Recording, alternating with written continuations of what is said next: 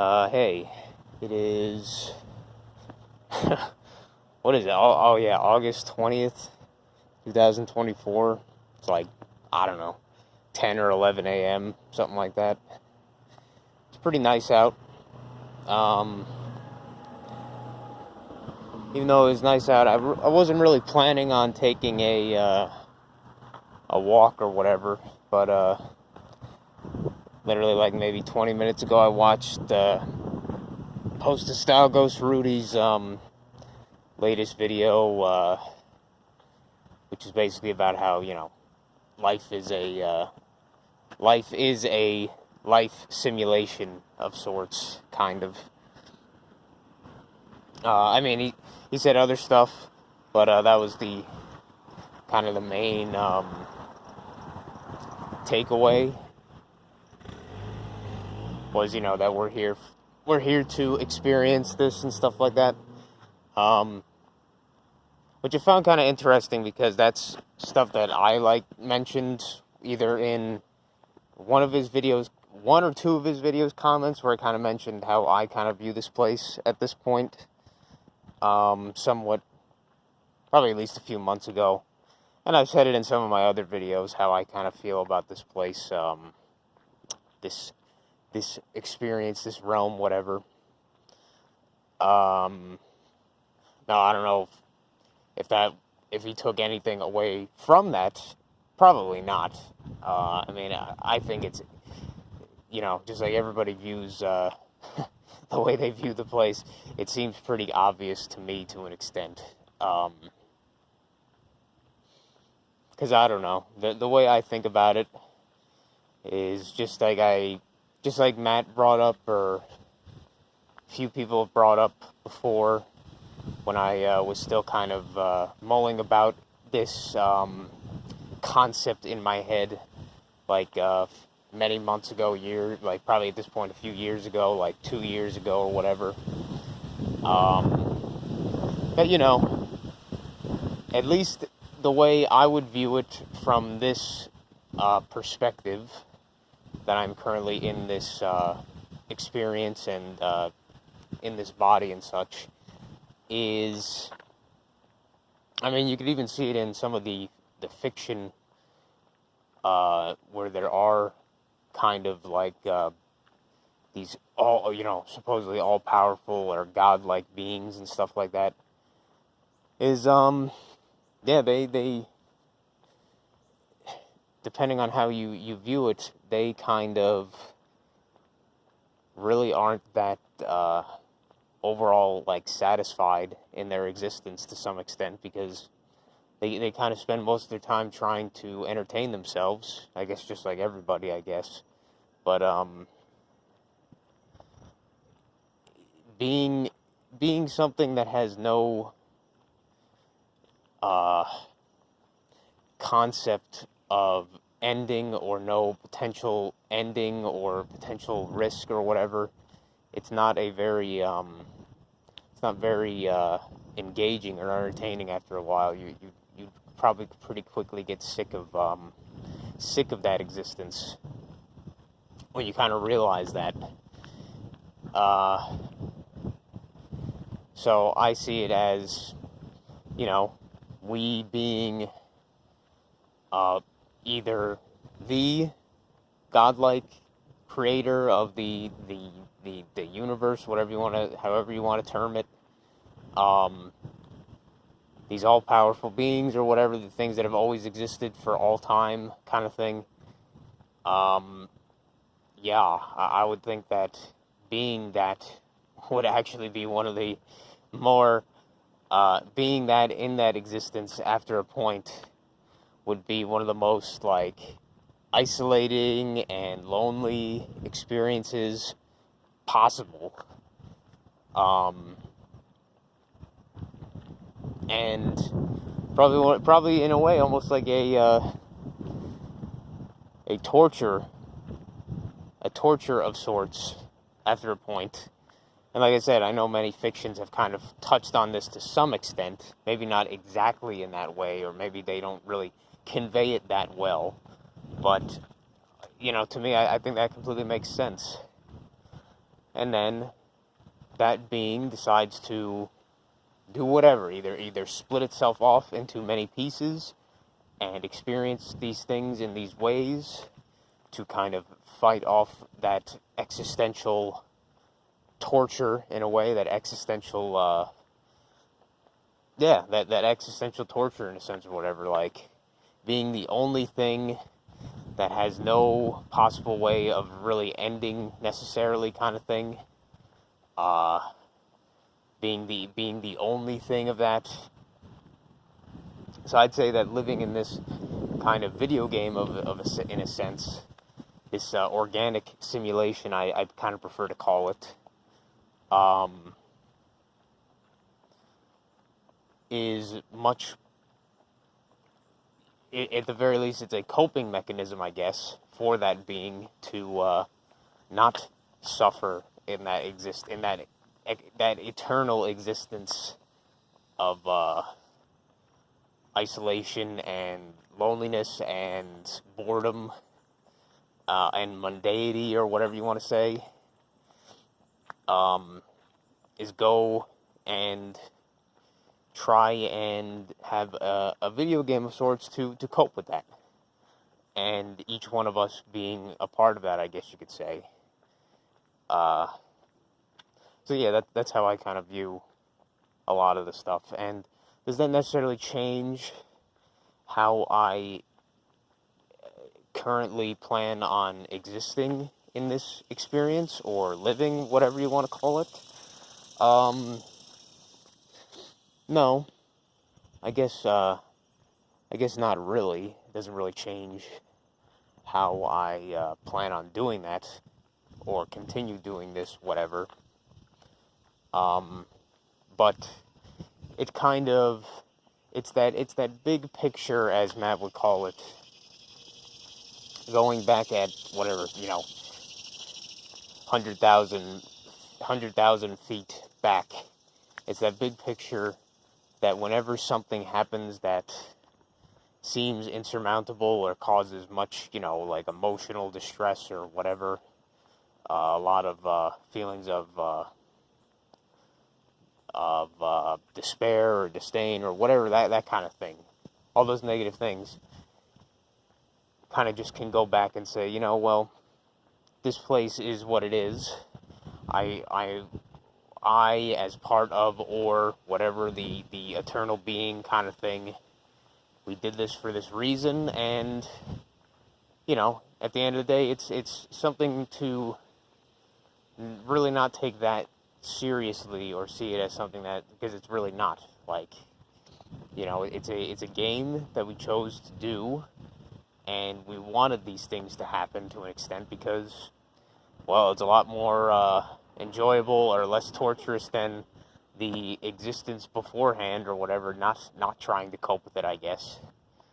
But that's kind of how I view it. I don't necessarily, not really to say that anybody else's interpretations of this place are wrong. I don't think anybody's really, at the end of the day, is wrong. I think it's exactly what they intended to be at the end of the day, I guess. They make it that.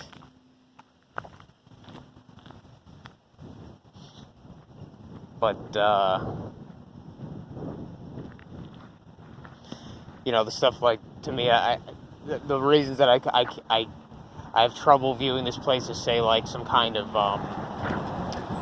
school or learning experience or whatever, because I'm just like, well, if we came from the, not that I have any necessarily like evidence or proof, not that anybody could, of the truthfulness or of the accuracy of that we came from, or we are a part of this eternal being, or whatever, this eternal entity that created everything at the end of the day. Like, what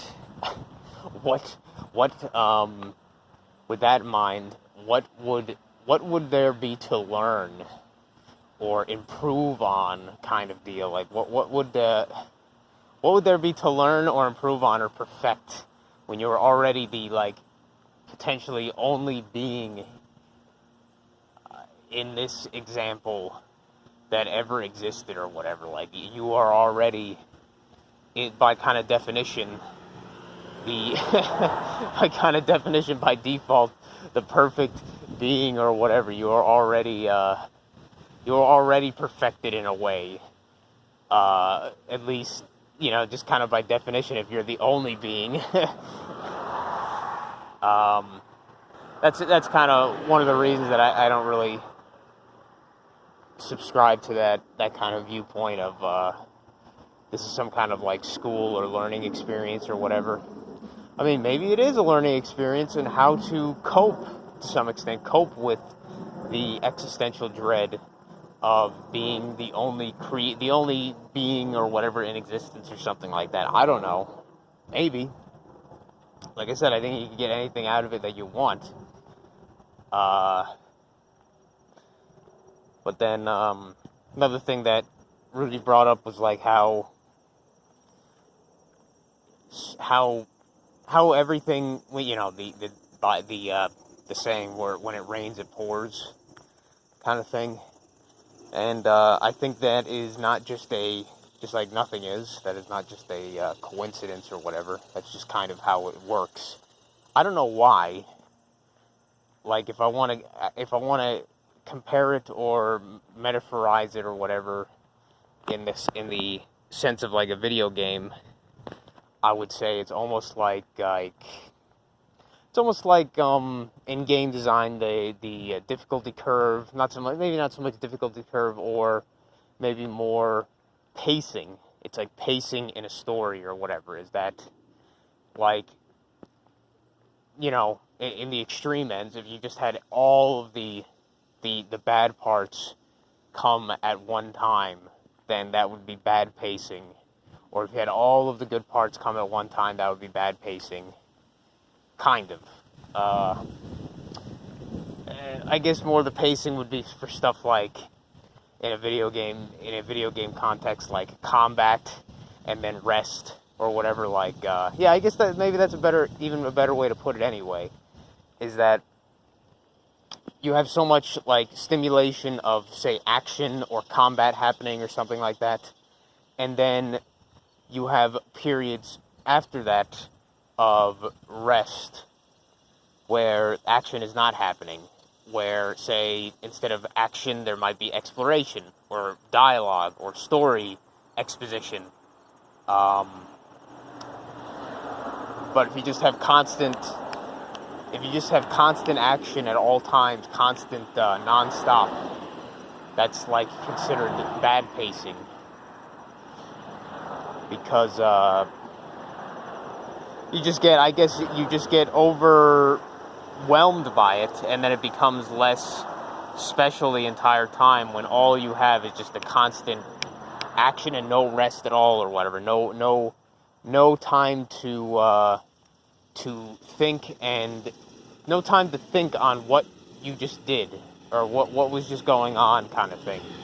No time to rest and relax. I guess that's how I view it. So the kind of stuff that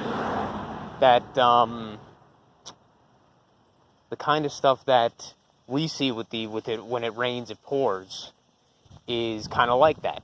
Is that you have the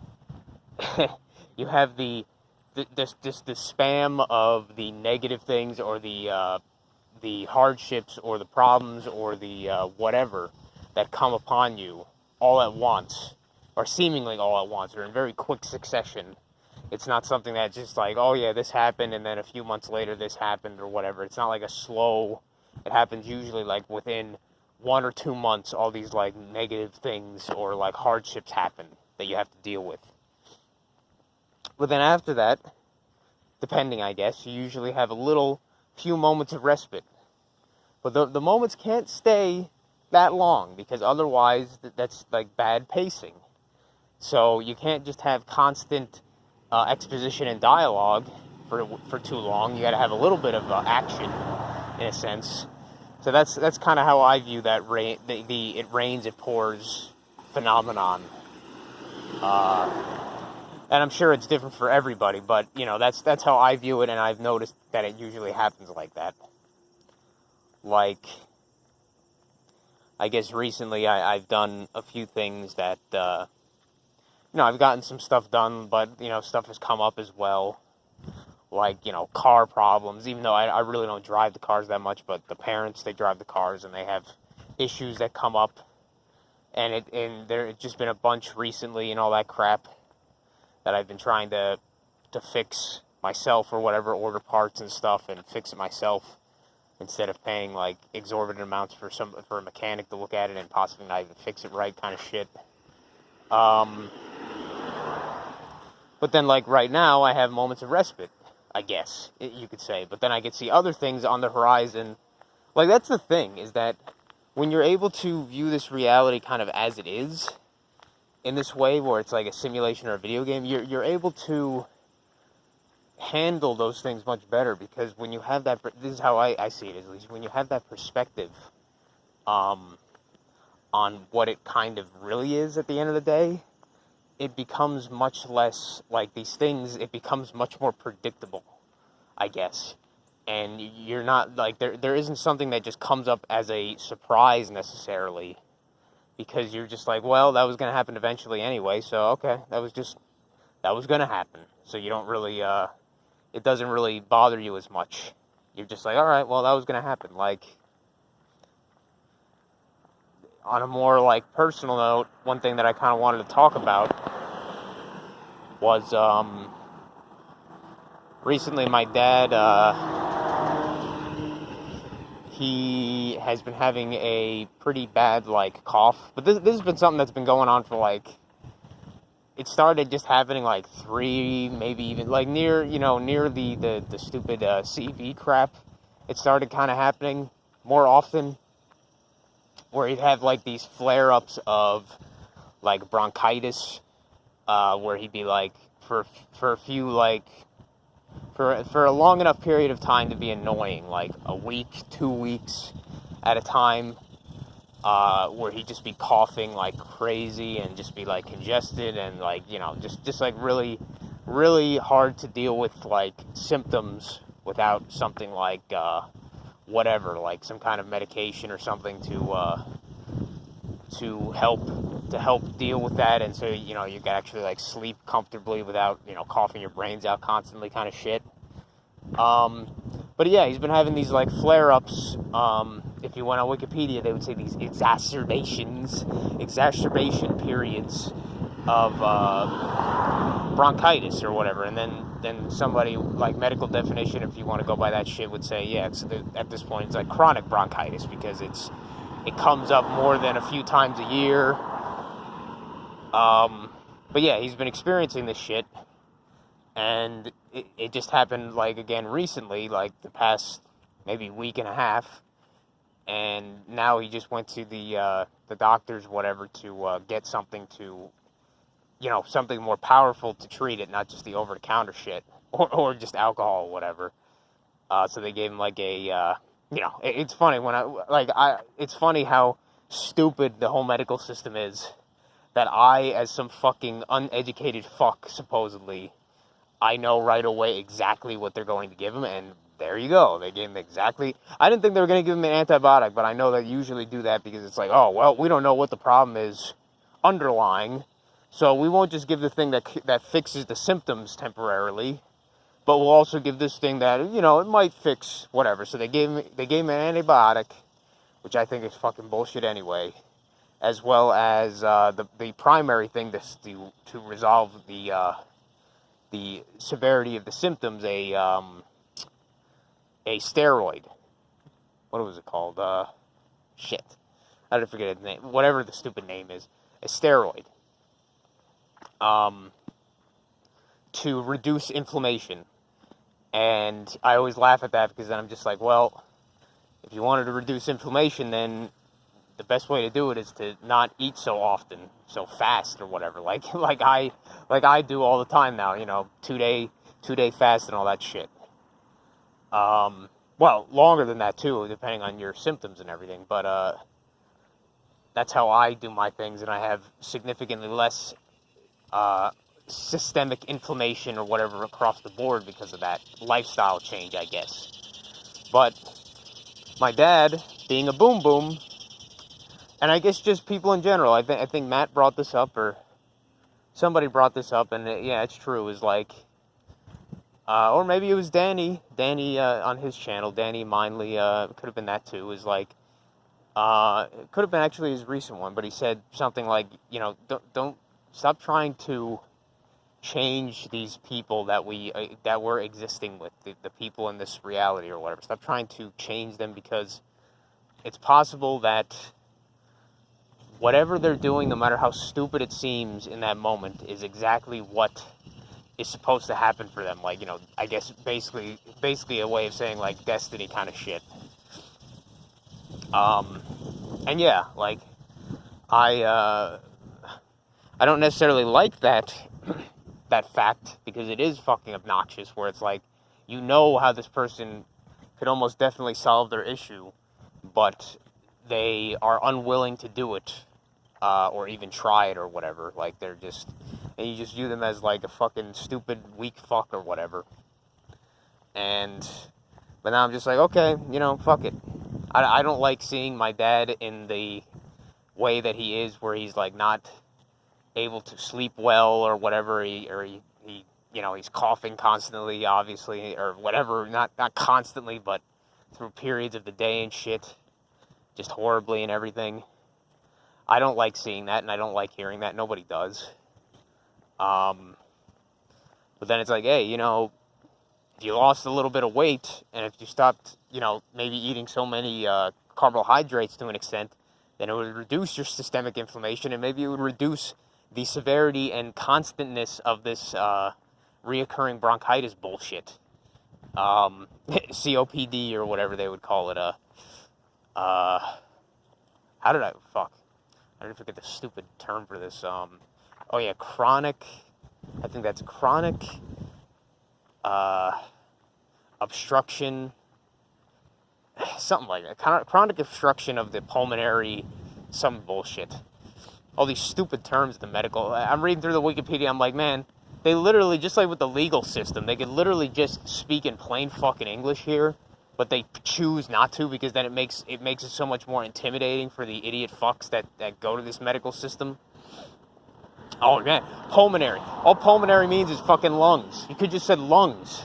And they even had another, like, chronic obstruction of lung disease or something like that. Yeah, chronic obstruction pulmonary disease or something like that.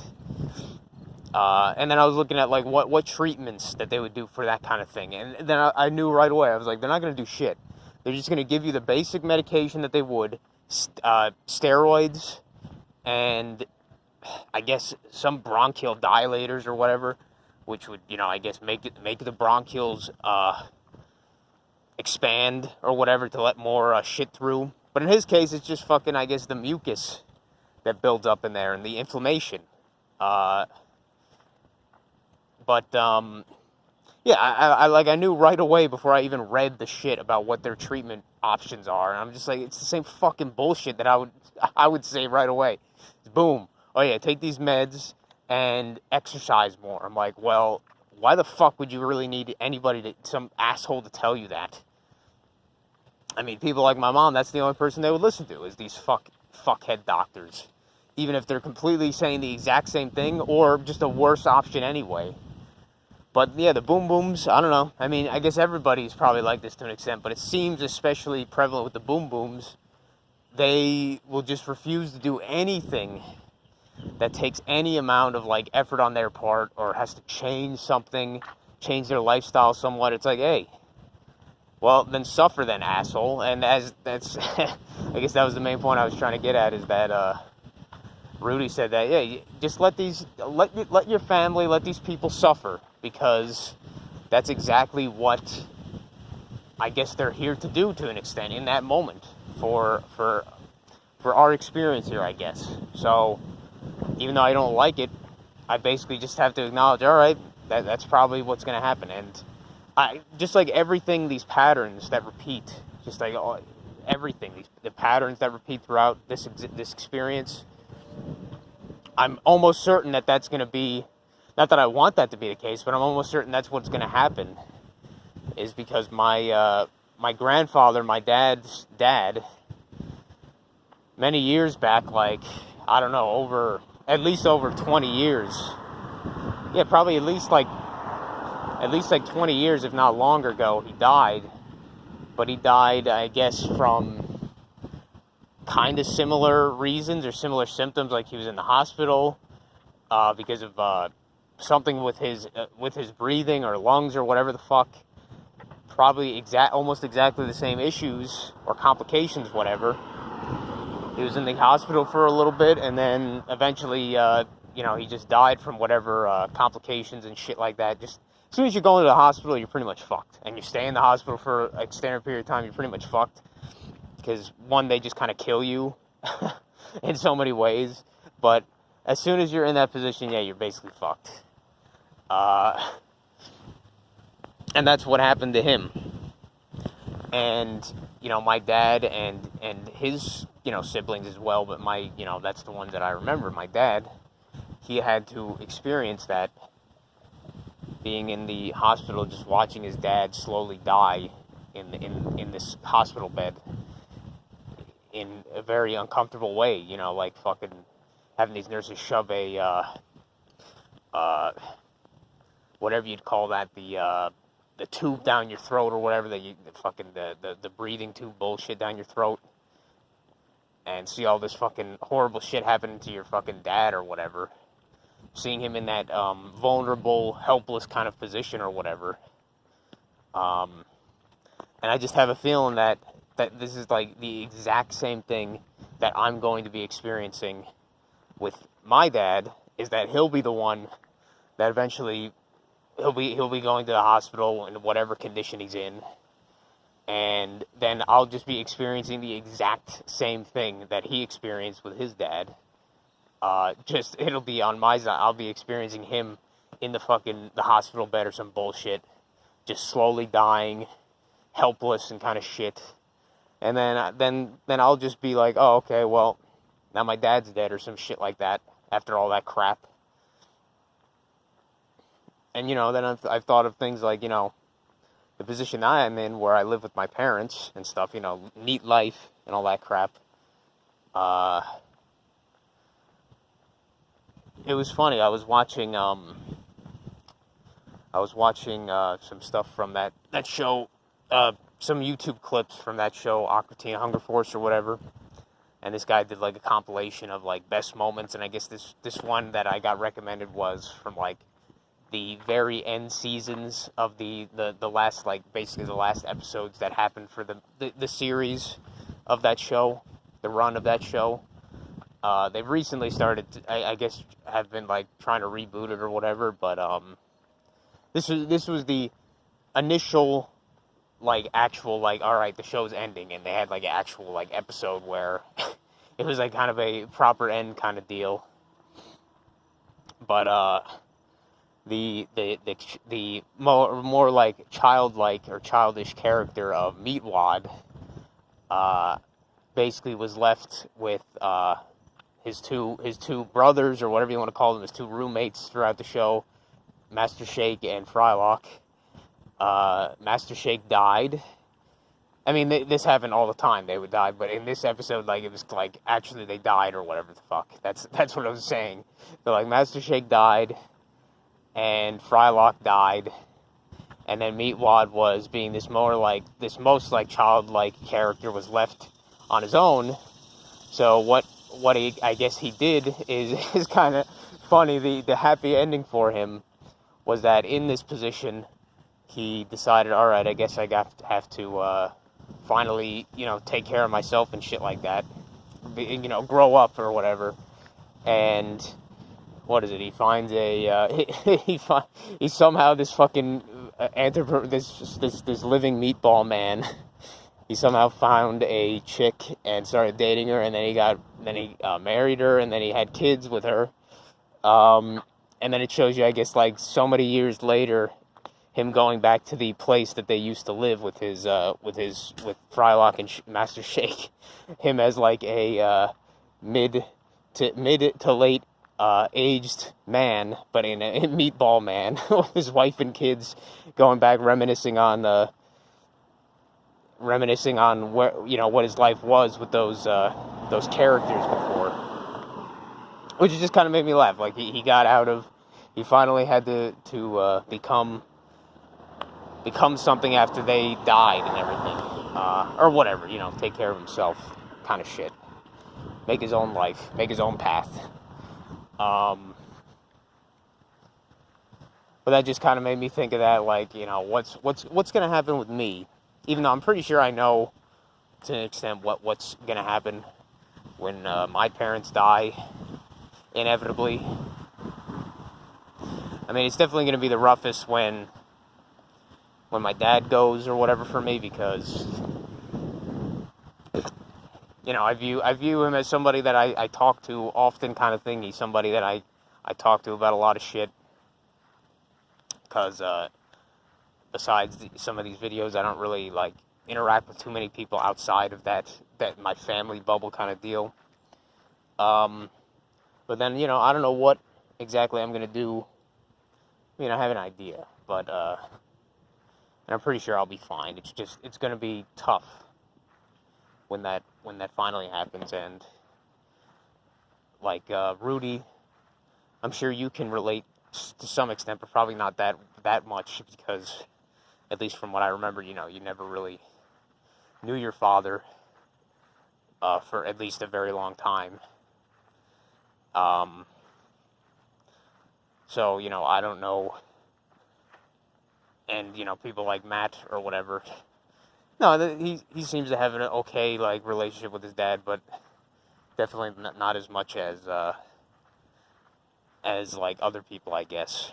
Estranged somewhat. But, just having lived with them. But there's always going to be that loss or whatever eventually when somebody dies and stuff, so.